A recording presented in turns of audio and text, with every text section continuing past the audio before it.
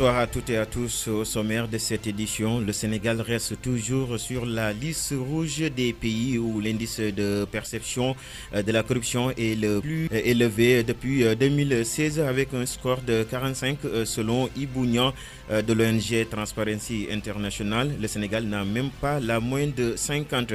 La crise sanitaire que subit l'humanité marquée par la seconde vague de l'épidémie du Covid-19 n'est pas seulement une crise sur le plan sanitaire et économique, mais également une crise sur le plan de la corruption. Selon l'ancien député et PSR de Ndiaganiao, vous aurez sa réaction dans ce journal.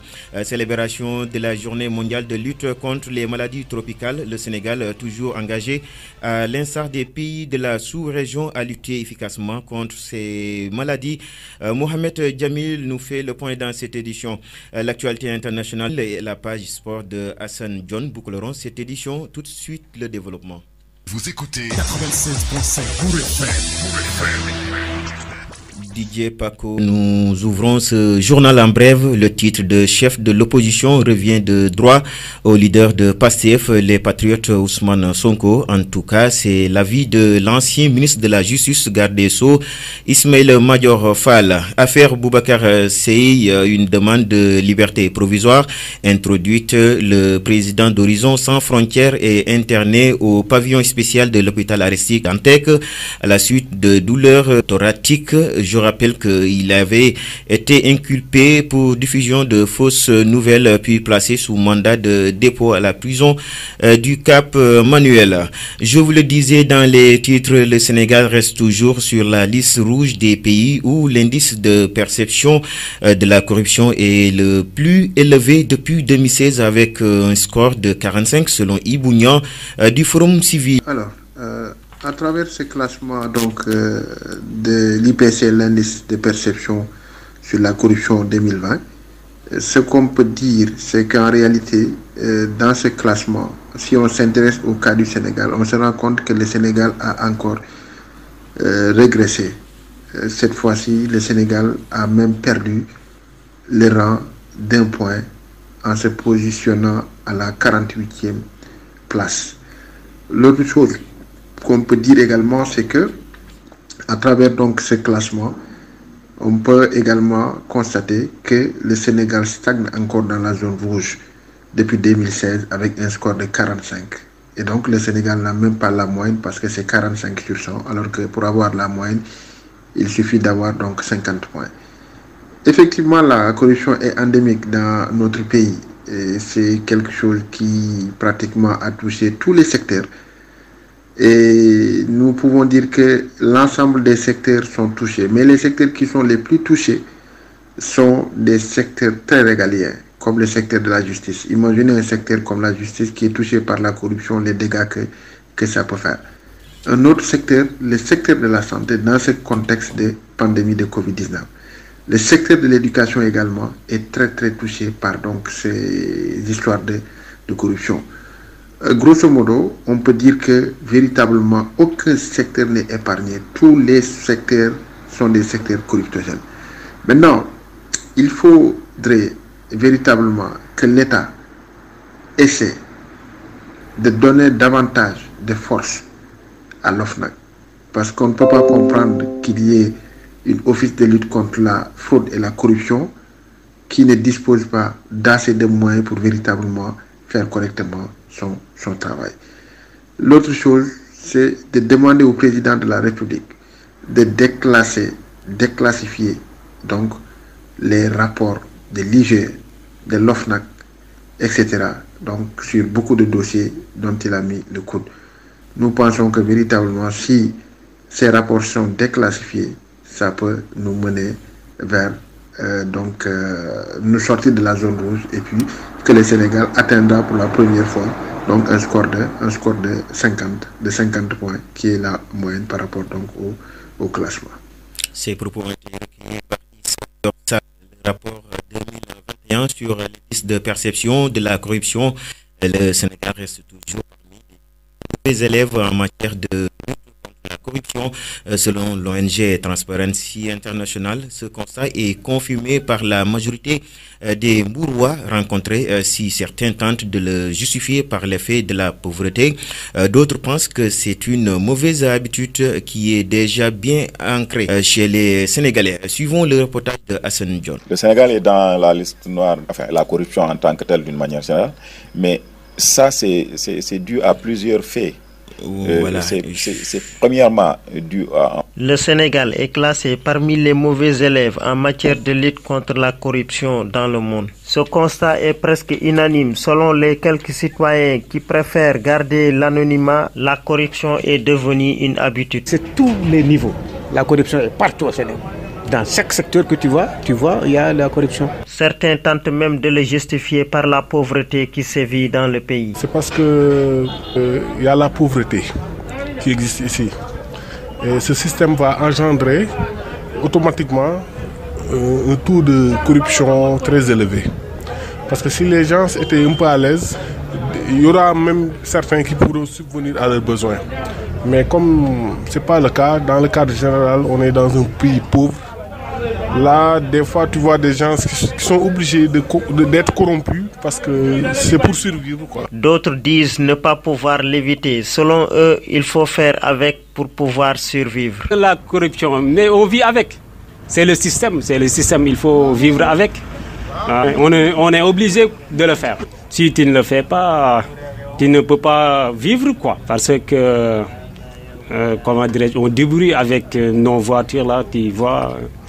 sont des carcasses. Il y a des fois des chauffeurs qui sont un peu peur de le dire, mais tout le monde le sait au Sénégal. Ils pensent même que pour l'éradiquer, l'État doit prendre ses responsabilités en mettant en place un système capable de développer le pays. Il y a d'abord un système qu'il faut mettre pour d'abord mettre le pays en émergence. Tout d'abord. Parce qu'il y a des conditions qui, tant qu'ils ne sont pas réunis, on ne peut pas lutter contre la corruption. La corruption se développe de plus en plus dans la société et cela aura des répercussions sur l'économie. L'État doit ainsi agir vite afin de mettre terme à ce phénomène qui risque de créer une autre situation d'insécurité. Hassan John, la crise sanitaire que subit l'humanité marquée par la seconde vague de l'épidémie du Covid-19 n'est pas seulement une crise sur le plan sanitaire et économique, mais également une crise sur le plan de la corruption, surtout avec le retard de paiement des bourses familiales, selon l'ancien député libéral et PCR de Ndiaganiao. Ces propos ont été recueillis par la rédaction de Mbour FM. Le Sénégal est dans la liste noire, enfin la corruption en tant que telle d'une manière générale, mais ça c'est dû à plusieurs faits. C'est premièrement dû à un problème de planification. Deuxièmement, un problème de responsabilisation des personnes, c'est-à-dire qu'on responsabilise les personnes les plus aptes à faire le travail. Mais l'autre chose, c'est qu'effectivement, quelque part, on ne comprend pas qu'est-ce que la population a besoin.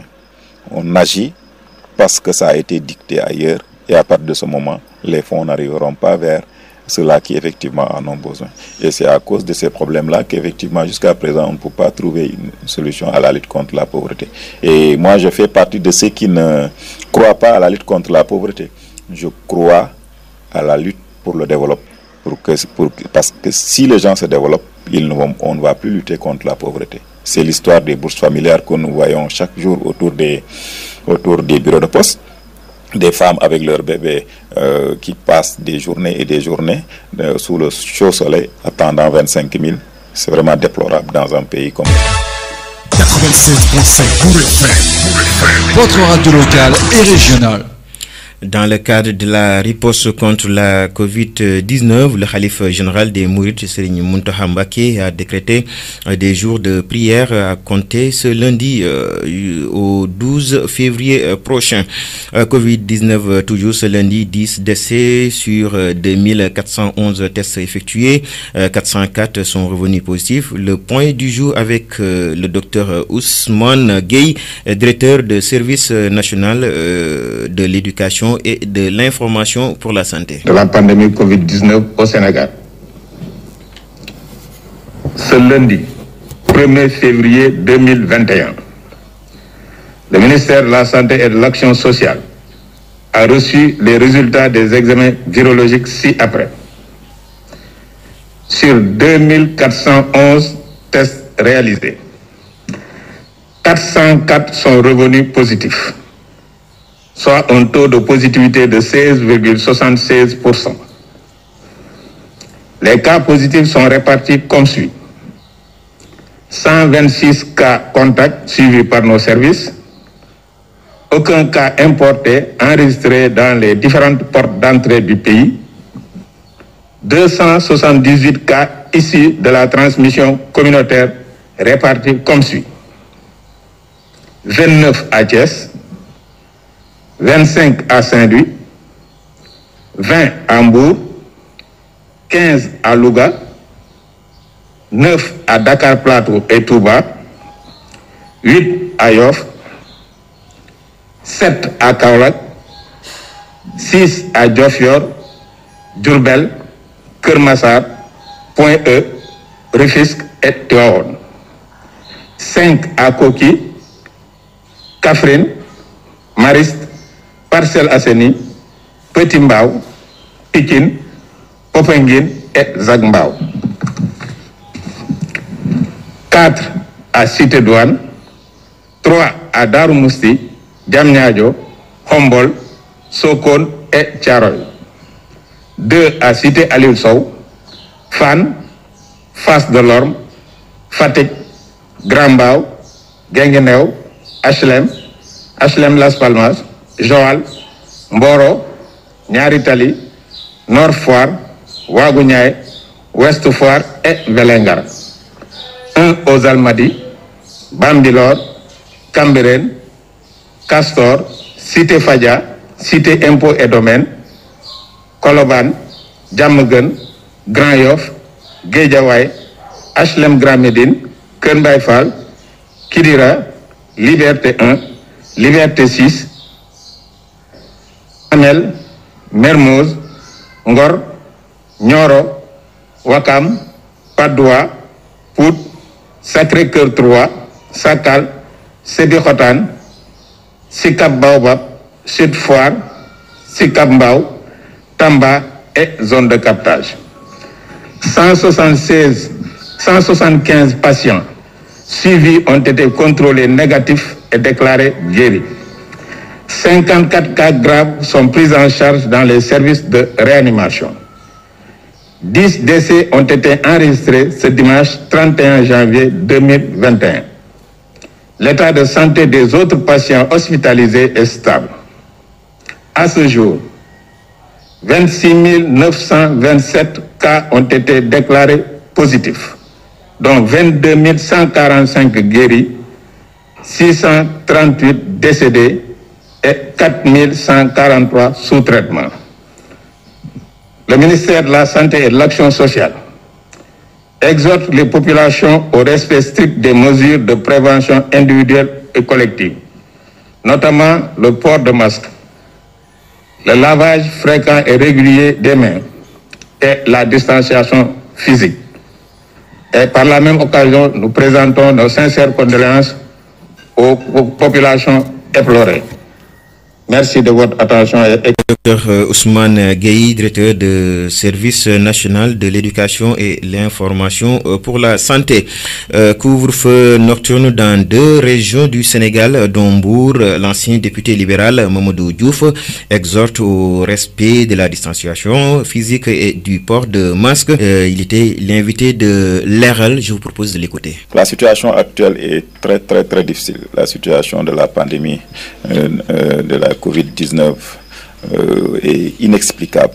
Et il y a des choses qu'on peut accepter, mais il y a des choses très difficiles à accepter. Ce qu'on peut accepter, c'est que la maladie, elle est là. Ce qu'on peut comprendre, c'est que la maladie tue. Ce qu'on peut comprendre, c'est que la maladie aussi semble être beaucoup plus dure actuellement que ce qu'on a vécu l'année dernière. Mais ce qu'on peut aussi discuter et revoir, c'est la position du gouvernement. C'est aussi l'organisation un peu de la prise en charge de ces cas et aussi de la lutte en tant que telle du niveau national au local.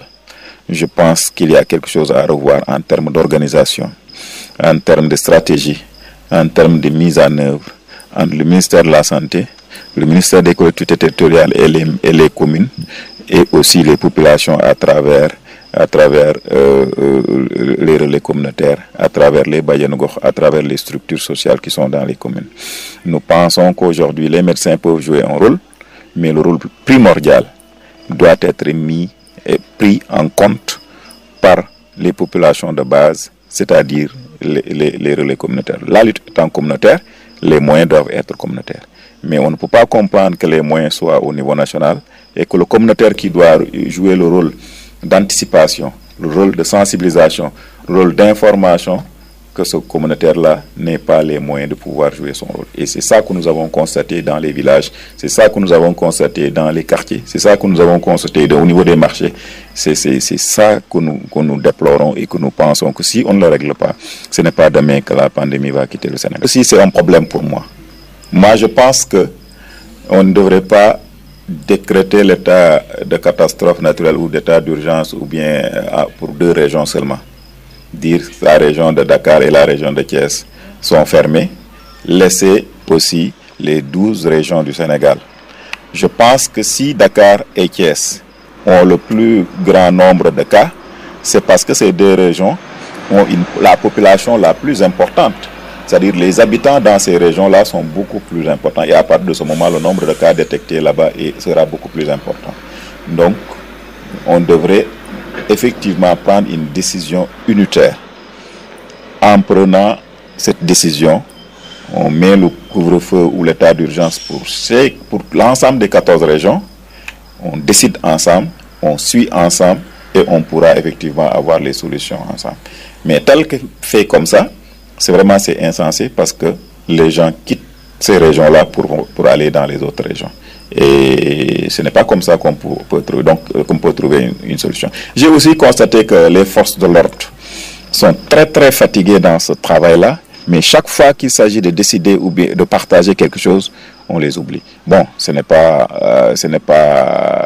eux qui l'ont dit, mais c'est juste un constat pour que l'on puisse penser à eux, penser à tout le monde. Et à chaque fois qu'il faut effectivement intéresser pour que chacun puisse comprendre qu'effectivement le travail que nous sommes en train de mener est un travail commun. C'est pas un travail politique, c'est pas un travail d'individus connus ou non connus, mais c'est un travail que chacun peut faire et que chaque personne pourra effectivement apporter sa contribution pour que l'on trouve une solution qui pourra être la solution. Mamadou Diouf, ancien député PSR de Ndiaganyao, a été l'invité de l'émission L'RL de Mbour FM TV. Parlons tout à fait autre chose, la célébration de la journée mondiale de lutte contre les maladies tropicales. Le Sénégal, toujours engagé à l'instar des pays de la sous-région, à lutter efficacement contre ces maladies. Mohamed Jamil. Samedi, le 30 janvier, est célébrée la journée mondiale des maladies tropicales négligées. Comme son nom l'indique, M. Boubacar Diop, infirmier chef de poste de Ngaparou, nous en fait savoir un peu plus. Pour les maladies tropicales négligées, sont un ensemble de 17 maladies transmissibles répandues dans les régions tropicales. Mais nous, on peut retenir 5 maladies les plus fréquentes dans nos différentes régions, à savoir la filariose lymphatique, le trachome, onchocercose, helminthiase, bilariose. Donc voilà en résumé ces 5 pathologies dont nous sommes sur le terrain à chaque fois d'essayer en tout cas de faire de notre mieux pour faire la chimio-prévention de ces pathologies. Beaucoup d'efforts menés par le ministère de la Santé et de l'Action sociale au niveau des districts pour éradiquer ces maladies sur l'ensemble des zones concernées du Sénégal, selon M. Boubacar Diop. Notre ministère tutelle a en tout cas mené beaucoup d'efforts et au niveau des différents districts aujourd'hui il y a beaucoup d'efforts qui sont en train de mener et vraiment tous les points chauds ont été notifiés et bien cartographiés. Je pense qu'aujourd'hui c'est pas toutes les régions, même si vous avez vu qui sont concernées par rapport à la campagne qui était en train d'être menée sur le terrain. Donc là je vois que vraiment il y a un grand effort qui est sur le terrain actuellement. Mais ce qu'on peut dire aussi, vous savez qu'il y a des spécialistes qui ont établi une corrélation entre le non-respect des règles d'hygiène, des problèmes d'hygiène, des problèmes d'assainissement et le faible niveau d'instruction. Donc voyez-vous, et surtout aussi des populations vulnérables et la prévalence de ces maladies. Donc vous voyez, il y a tellement de problèmes, je vais dire, parfois pour régler ces pathologies, c'est pas facile à faire, mais néanmoins, quand ils sont en train essayer en tout cas d'harmoniser l'ensemble des efforts des différentes prestataires de santé pour en tout cas essayer de faire comprendre à la population sans je vais dire une bonne sensibilisation au sein de la population pour faire disparaître ces pathologies sera un peu différent. En définitive, il recommande l'intensification des efforts pour lutter contre les maladies tropicales négligées. Par rapport aux recommandations, nous, ce que nous pouvons dire comme recommandation, vraiment, si nous voulons vraiment concrétiser la couverture santé universelle, nous devons intensifier nos efforts de lutte contre les maladies tropicales négligées. Éradiquer les maladies tropicales négligées est le vote du ministère de la Santé et de l'Action sociale, même dans ce contexte de Covid-19. Merci beaucoup, Mohamed Djamil. L'actualité internationale, c'est dans un instant.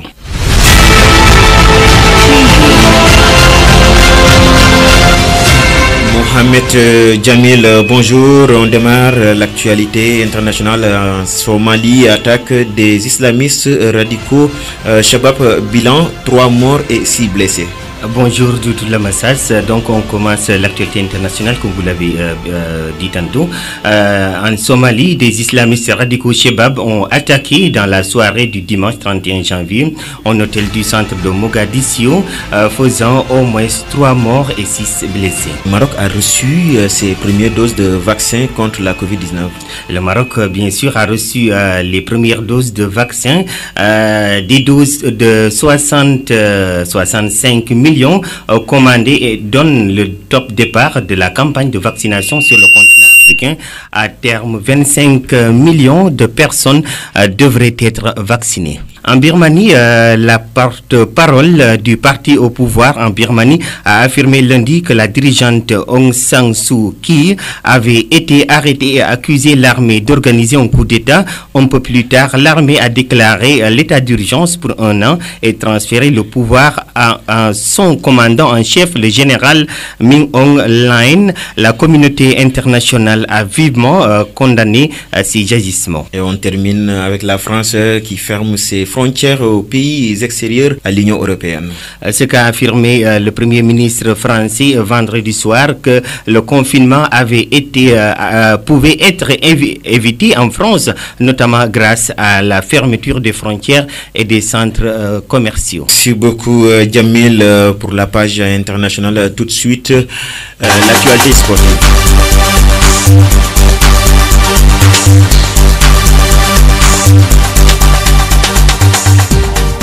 Voilà, en ouverture de cette page sport, par le football, 5e journée du championnat de Ligue 1. Jaraaf remporte le derby africain en battant Teungueth FC 2-0. Diamba revient en tête du classement malgré sa défaite contre l'AS Douane 1-0.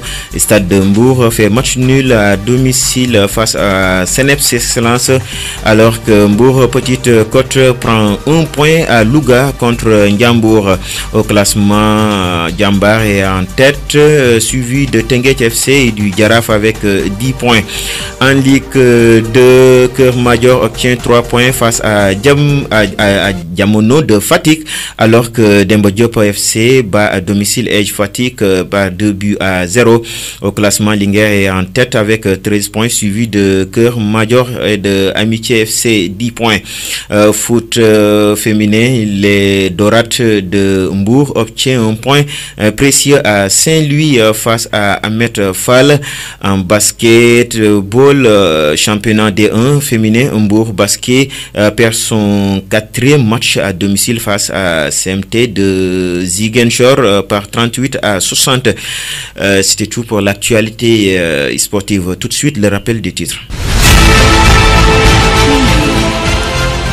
Le Sénégal reste toujours sur la liste rouge des pays où l'indice de perception de la corruption est le plus élevé depuis 2016 avec un score de 45 selon Ibounia de l'ONG Transparency International. Le Sénégal n'a même pas la moyenne de 50. La crise sanitaire qui subit l'humanité marquée par la seconde vague de l'épidémie du Covid-19 n'est pas seulement une crise sur le plan sanitaire et économique mais également une crise sur le plan de la corruption selon l'ancien député et PSR de Ndiaganiao. Vous avez entendu sa réaction dans ce journal. Célébration de la journée mondiale de lutte contre les maladies tropicales. Le Sénégal toujours engagé à l'instar des pays de la sous-région à lutter efficacement contre ces maladies. Mohamed Djamil nous a fait le point. L'actualité internationale et la page sport ont bouclé cette édition. Un grand merci à Didier Paco qui a assuré la partie technique. Suite le Wolof.